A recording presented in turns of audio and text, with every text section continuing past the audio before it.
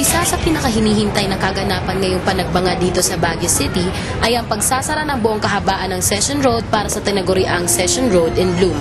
Dahil sa kilalaang Pinoy sa pagiging mahiligin sa pagkain, hindi mawawala sa Session Road in Bloom ang mga food establishments na talaga namang dinarayo at binabalik-balikan ng mga tao. Ayon kay Ms. Annabel Ramos mula sa Hotel and Restaurant Association of Baguio Secretariat, humigit kumulang 60 food establishments ang nakilahok at nagpakita ng kanilang specialties hindi lang mula sa Baguio, maging mula sa malalayong probinsya. Food establishments are grown from Rome, so they conceptualize what are the food they're going to present.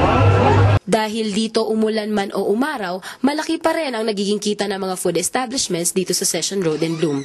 Nakapanayam ng sinag ang ilan sa mga dumayo pang food establishments mula sa malalayong probinsya. Naririto ang Monte Claro Delicacies na nanggaling pa sa Isabela kung saan tampok sa kanila ang Pinoy Big Burger sa halagang 50 pesos lang. Ang genuine Iloilo Lapas Batchoy na talaga namang fresh from Visayas na nagdanais ipatikim ang kanilang specialty na Lapas Batchoy ay nagkakahalagang 55 pesos to 60 pesos. Mula naman sa San Jose del Monte, Bulacan, inihahatid ng Let's Fried Chicken ang kanilang iba't ibang putahe bukod sa kanilang specialty na fried chicken na pumapatak lang sa halagang 33 pesos. Special kebabs naman ang specialty ng Villa Navarro na nagmula pa sa La Union. Special kakanin tulad ng suman at kasoy ang inihahatid ng Coms Pasalubong na nagmula pa sa Antipolo. At syempre di naman magpapahuli ang mga ipinagmamalaking food establishments ng Baguio tulad ng Villa Cordillera, Hotel Elizabeth at Cantineta.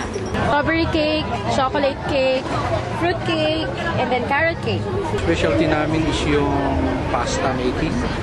So ano masasabi mo sa food dito sa Session in Bloom? Masarap siya, tsaka maraming variations, tsaka iba-iba siya. So far, okay naman siya. Masarap. Kaya binabalik-balikan namin. Iniikot nga namin lahat Kaya pala isang linggo nagbubukas ang Session in Bloom dahil hindi magkakasya ang isang araw upang matikman at malasahan nyo ang iba't ibang mga pagkain dito.